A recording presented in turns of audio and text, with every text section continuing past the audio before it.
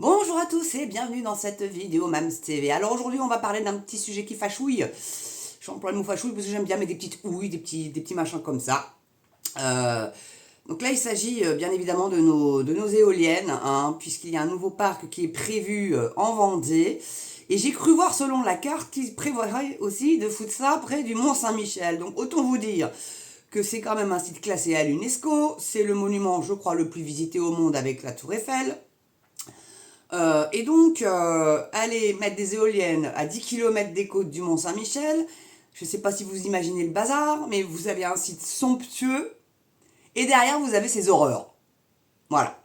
Donc, et là, Macron, bah, il est un peu jaloux des Norvégiens qui, eux, ont le plus grand parc d'éoliennes maritimes au monde, ce petit pays, mais eux, ils ont eu l'intelligence de coller ça à 140 km des côtes. Et c'est en grande partie pour alimenter les plateformes pétrolières ou gazières. Voilà, parce que oui, il y a du pétrole en Norvège, et oui, je crois qu'ils sont même numéro un mondial en producteurs de gaz. Voilà, donc c'est du gaz de schiste, hein, c'est comme les Américains, enfin, donc le fameux gaz liquéfié, mais voilà quoi. Donc Macron est jaloux de la Norvège. Non, non, non, commence pas à vouloir copier les Norvégiens, tu vas te planter, mon gars. Alors donc c'est un article de France Info, pour être plus précis de France 3 Pays de la Loire, et vous allez voir que honnêtement, là, il y a de quoi juste hurler. Mais vraiment, vraiment. Ça, le Macron, une espèce de mégalo. Donc c'est inacceptable. La colère des élus vendéens après une carte de l'État qui envisage un nouveau parc éolien en mer. Et alors il faut savoir aussi que c'est vraiment pas loin, pas loin, pas loin. Allez voir. Scrollez pas, quittez pas, vous allez voir. Donc c'est un article qui a été écrit par Vincent Calgani et Virginie Charbonneau et qui a été publié donc le 6 mars 2024. Donc un troisième parc éolien en mer en Pays de la Loire. Il n'y avait pas assez d'un, deux, non, il en faut un troisième maintenant. À 10 km au large de Saint-Gilles-Croix-de-Vie et des Sables d'Olonne. Moi, j'y suis allée plusieurs fois. Au Sable d'Olonne, la plage est magnifique. Elle n'a rien à envier à celle de la Baule, très honnêtement. C'est une très très très belle plage. La ville est sympa. Les gens sont en Vendée, mais sont juste extraordinairement gentils. Vous marchez dans la rue, vous avez une petite mamie qui vous arrête, qui vous tape la causette. Toute gentille, hein. Voilà. Et vraiment, et l'ambiance, elle est géniale. Donc, j'adore les Sables d'Olonne. Voilà. Petite pub pour la Vendée. Ça ne peut pas faire de mal. Et le Puy du Fou, d'ailleurs aussi, je vous recommande le Puy du Fou si vous n'y avez jamais été. Allez-y, si vous avez des petits-enfants, emmenez-les. La Cini-Cini le soir, c'est juste, puis il y a plein de trucs. Le bal des oiseaux, il y a des spectacles tournants. Alors, je ne sais plus s'il y a toujours le secret de la lance. Moi, j'aimais beaucoup celui-là. Et mes enfants ont surkiffé. On y a été 2 fois tellement ils ont surkiffé. Hein. Bon. Donc la carte, petite parenthèse fermée, pardonnez-moi. Donc la carte de zonage proposée par l'État et présentée aux élus vendéens ce mercredi 6 mars l'envisage. Une extension des parcs existants de Saint-Nazaire et de Yeux-Noirmoutier est aussi à l'étude. Ils nous auront tout fait les verts pastèques, d'où la lumière verte et la casquette verte. Hein. Donc, ils sont vent debout contre les projets envisagés par l'État en matière d'éolien en mer. L'ensemble des élus vendéens n'a pas de mots assez durs après la publication par l'État d'une carte de zonage pour la façade maritime atlantique. Ce document détaille les zones favorables à l'éolien en mer à 10 ans, à 10 ans et à horizon 2050. Donc vous avez la petite carte en dessous. Alors, les pointillés rouges, il n'y a pas la légende. Alors, je ne sais pas ce que ça représente. En tout cas, il y a l'air d'y avoir dans la baie du Mont-Saint-Michel. Autant vous dire que s'ils font ça, je pense que les Normands risquent de râler un ch'ti chouille. Imaginez, vous allez voir le Mont-Saint-Michel, vous avez ces horreurs derrière, à 10 km des côtes. Hein. Donc, on les voit bien, hein, parce que c'est des machins qui font plus de 200 mètres de haut. Donc, en Norvège, maintenant, ce qu'ils ont fait, c'est des flottantes. Donc, du coup, et elles sont beaucoup plus basses. Donc c'est déjà, ça bétonne pas les sols, parce qu'avec les vibrations, les coquilles Saint-Jacques ne se reproduisent plus. On va sans parler des goélands, des mouettes, etc. à 10 km des côtes. Je peux vous garantir d'un truc, c'est qu'elles vont se les prendre les pales. Hein, les rotors vont quand même à 300 km/h, ça paraît pas quand on les regarde comme ça, mais la pointe de la pale va à 300 km/h. Hein, aucun oiseau vole à cette vitesse-là, enfin ou du moins, à moins qu'il soit fait doper au Red Bull, je vois pas trop comment. Hein. Ah, j'ai fait de la pub, oh, tant pis. Parce que Red Bull donne des ailes, mais bon, je sais pas trop. Hein. Donc voilà, vous allez voir la petite carte et c'est assez alarmant. Donc, Et surtout que c'est à 10 km des côtes. 10 km des côtes. Le vent souffle tout autant à 150 km ou 140 km des côtes. Après, oui, il faut faire des raccords un peu plus longs. Donc ça coûte un peu plus cher, mais quitte à faire cette merde-là, autant qu'au moins l'œil ne subisse pas cette pollution-là. Puis en plus, le bruit, je vous explique même pas. Hein. Donc sur ce document est clairement envisagée l'extension donc, du parc actuel de Guérande, Saint-Nazaire, qui a été mis en service fin 2022, d'ici à 10 ans.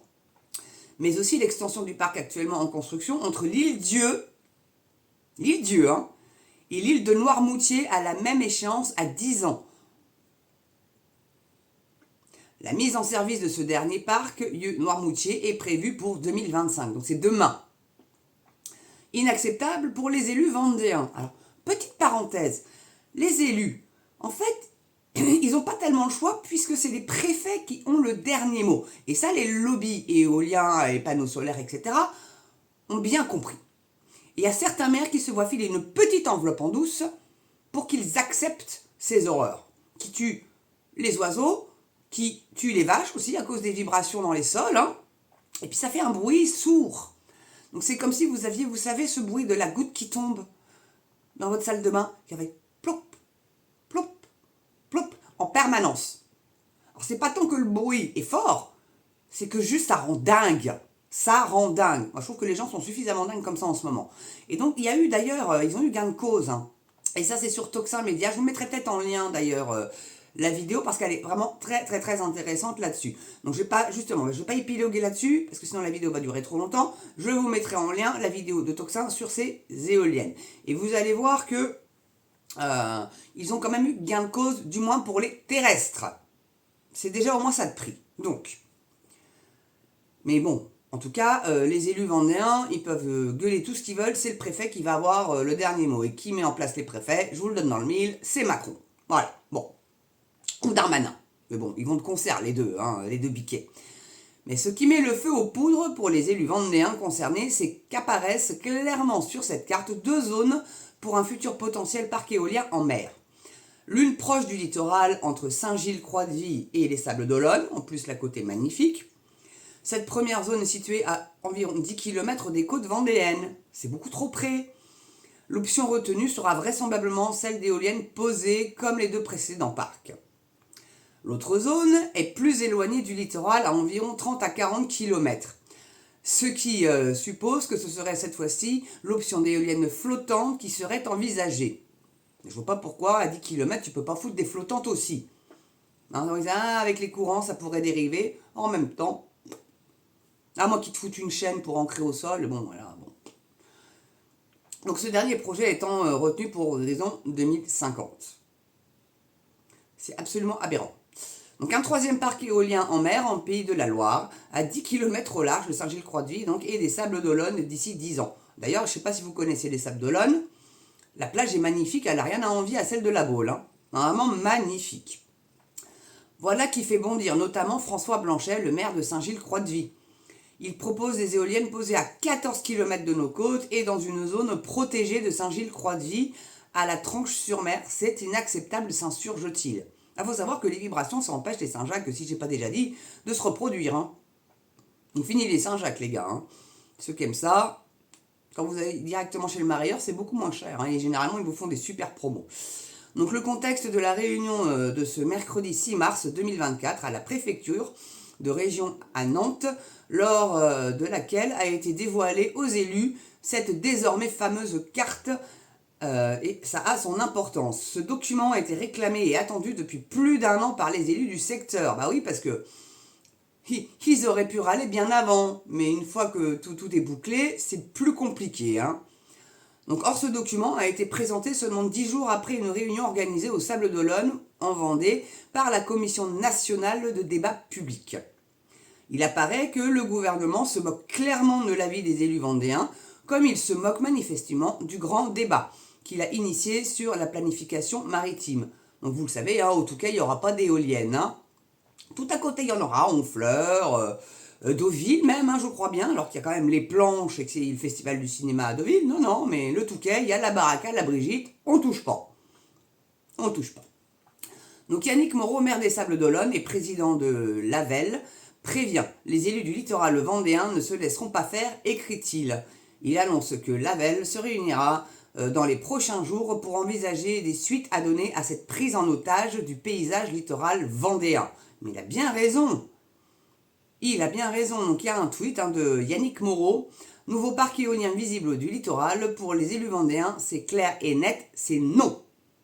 Faites un référendum pour votre ville. Nous ne laisserons pas le paysage littoral vendéen être pris en otage par un deuxième parc éolien près de nos côtes. Et quand on voit les zones, et honnêtement, je vous assure, ça fout les miquettes. Bon.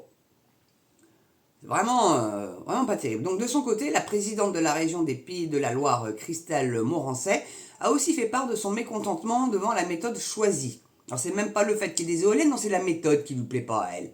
Non, il y aura les éoliennes, mais bon, on aurait pu faire ça autrement au niveau de la méthode. Non, pas d'éoliennes au bord des côtes comme ça, sur ces magnifiques plages de l'Atlantique. Donc la région a pu consulter la carte de zonage dès lundi 4 mars en fin de journée et lors d'un comité de liaison sur l'éolien en mer le 5 mars selon nos informations. Donc un tweet donc de Christelle Morancet qui écrit « En prévoyant de publier sans aucune consultation préalable la cartographie des zones favorables à l'éolien en mer pour notre façade maritime, l'État exacerbe inutilement les oppositions locales et envenime un débat public déjà bien mal engagé. » Ça, ils savent mettre l'huile sur le feu, ils savent. Donc nous ne pouvons supporter le mépris avec lequel l'État nous traite dans ce dossier stratégique. Mais allez voir David Lisnard, le président des associations des maires de France. Lui, il aura plus de poids pour aller mettre la fessée à Macron que vous en tant qu'un maire. Ou alors, je sais pas, voilà, vous avez en David Lisnard un porte-parole digne de ce nom. Moi, je trouve que le gars, il est plutôt bien. Je trouve bien, moi, David Lisnard. Donc, allez lui en faire part et puis qu'il aille, au nom de vous tous, gueuler là-dessus, quoi. Il en est capable, Il a déjà mouché Macron quand il s'est fait élire, justement, président de l'Association des maires de France. Macron, il était tout cono, Rappelez-vous de cette vidéo. Donc l'entourage de la présidente des Pays de la Loire est unanime. Cette carte tombe du ciel. En l'état, elle est inacceptable pour les élus vendéens et les pêcheurs. Bah oui, parce qu'il y a les pêcheurs aussi. Donc les paysans déjà qui sont en branle, on n'entend plus trop parler. Mais rassurez-vous bien que ça va repartir. Moi, je pense que là, qu'il se méfie un peu Macron. Et ça serait bien que ça reparte avant les élections européennes. Bien. Ça serait juste avant, un mois avant, histoire de bien le mettre par terre, le Macron. Donc Emmanuel Macron a annoncé la création de 50 parcs. 50 parcs. Donc un parc, c'est combien d'éoliennes? 10, 12, 4, 3, combien? Précise pas. Au large des côtes françaises d'ici 2050. Mais qui essaye juste d'aller en coller derrière le Mont Saint-Michel? Mais qui l'essaye juste? S'il le fait, il en met au Touquet. Mais ça va ruer dans les brancards, moi je vous le dis. Parce que les Normands, faut pas les faire chier, c'est des Vikings. Donc ce jeudi 7 mars, en fin d'après-midi, le ministère de la Transition écologique semble jouer l'apaisement et précise que cette carte ne préjuge en rien de l'implantation des futurs parcs éoliens en mer. Mais ils arrêtent de nous prendre pour des jambons de Bayonne ou bien? Elle vise à enrichir, non à préempter la discussion avec les élus, le public, les pêcheurs. Leurs retours seront pris en compte dans la décision finale. Mais faut arrêter de prendre les gens pour des cons. Mais vous en avez strictement rien à faire, vous avez décidé que vous le ferez. Vous allez graisser la patte des lobbies. Faut savoir que le Parlement européen et la Commission européenne sont dirigés par des lobbies et pas des petits. WWF, le premier conseiller de Macron, anti-nucléaire comme de pas possible et pro-éolien, oligarque, lui, il s'en branle pas mal de notre avis, et comme c'est l'Europe qui nous gouverne, vous avez bien compris que là, le plan d'austérité que va rajouter Macron encore, là, il parle plus de 10 milliards, mais de 50 milliards, tout part à volo, mais on va serrer la ceinture. Et puis, c'est pas grave, on va augmenter les prix, et puis on va baisser les salaires, et puis voilà, et les Français, ils seront contents. Non, mais les Français, ils vont pas être contents, là. Je sais pas s'ils cherchent pas une guerre civile, ou un coup d'État, ou voilà. Parce que De Gaulle est quand même arrivé au pouvoir par un coup d'État, faut le savoir. Bon. Ceux qui ne le savaient pas, je vous remets aussi sur cette chaîne Toxin Média, où ils ont réellement des intervenants de très très très haut niveau et de très haute qualité. Et très sincèrement, ça fait plaisir d'entendre un petit peu la vérité et les manipulations et les magouilles et compagnie. Enfin voilà, en tout cas, merci d'avoir regardé cette vidéo. N'oubliez pas le pouce, la cloche, l'abonnement, le petit don, la souscription si vous le pouvez, bien évidemment. Partagez, partagez, partagez cette vidéo, ça fait monter vraiment beaucoup la chaîne aussi, éventuellement. C'est si vous avez apprécié le contenu, évidemment, et le contenant, c'est-à-dire ma personne, et puis le décorum aussi, pourquoi pas. Voilà, en tout cas, merci de l'avoir regardé. Je vous souhaite une belle journée ou une belle soirée selon l'heure à laquelle vous regardez cette vidéo. Et surtout, très important, portez-vous bien et prenez soin de vous. Allez, je vous embrasse et je vous dis à très bientôt pour une prochaine Mams TV. À ciao.